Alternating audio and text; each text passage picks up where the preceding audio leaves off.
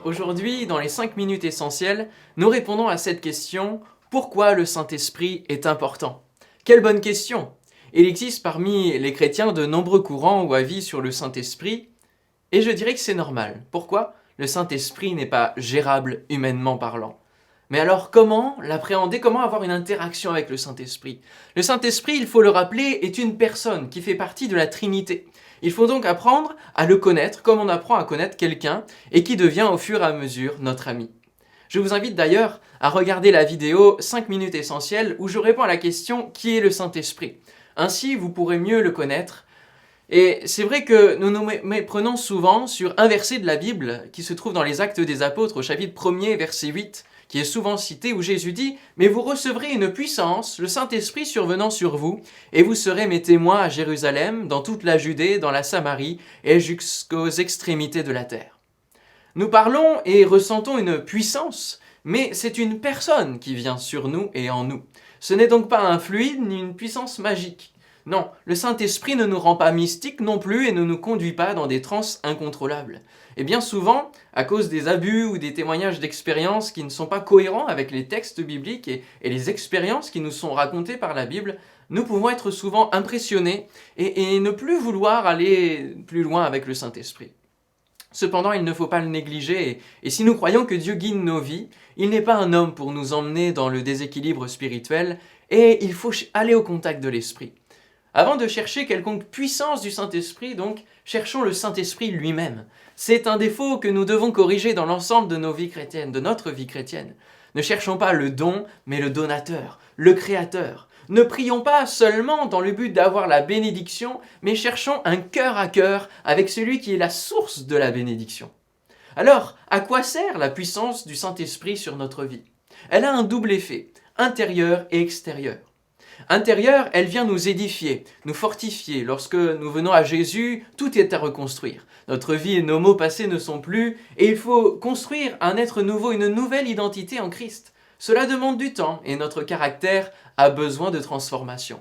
Le Saint-Esprit nous aide en cela. Romains 8, 16 nous dit: « L'Esprit lui-même rend témoignage à notre esprit que nous sommes enfants de Dieu. » Il nous assoit donc sur les promesses divines, afin que nous les saisissions et que nous les vivions d'une manière pratique. Et puis l'extérieur, le premier verset que nous avons lu nous parle d'une puissance donnée dans le but d'être des témoins. Jésus nous a laissé une mission à tous ses disciples de toute époque. Aller par le monde et prêcher la bonne nouvelle à toute la création. Celui qui croira et qui sera baptisé sera sauvé, mais celui qui ne croira pas sera condamné.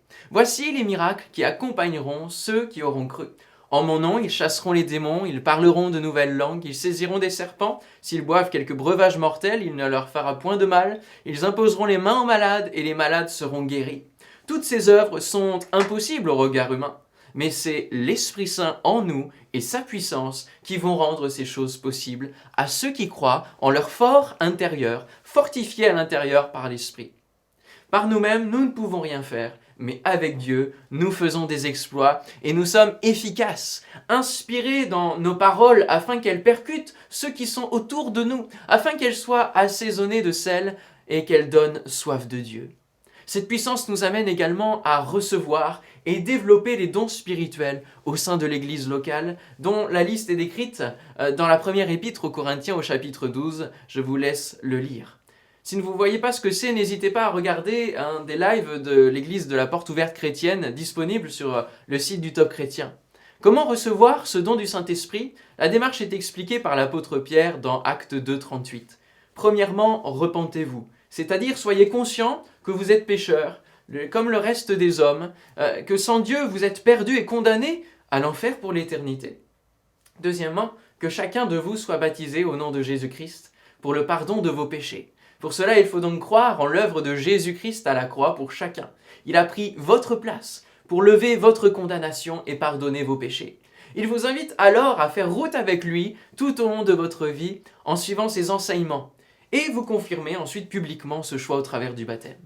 Enfin, troisièmement, vous recevrez le don du Saint-Esprit. Pour tous ceux qui croient fermement, qui suivent fidèlement la parole de Dieu, il leur suffit d'attendre en demandant ce don du Saint-Esprit à Dieu. Il vous sera donné au meilleur moment, choisi par Dieu, pour que le cadeau soit le plus profitable possible. Alors faites ces choses dès maintenant et ne négligez plus le Saint-Esprit dans votre vie chrétienne. Développez ce fruit de l'Esprit et vous allez voir des changements dans votre vie. Que Dieu vous bénisse.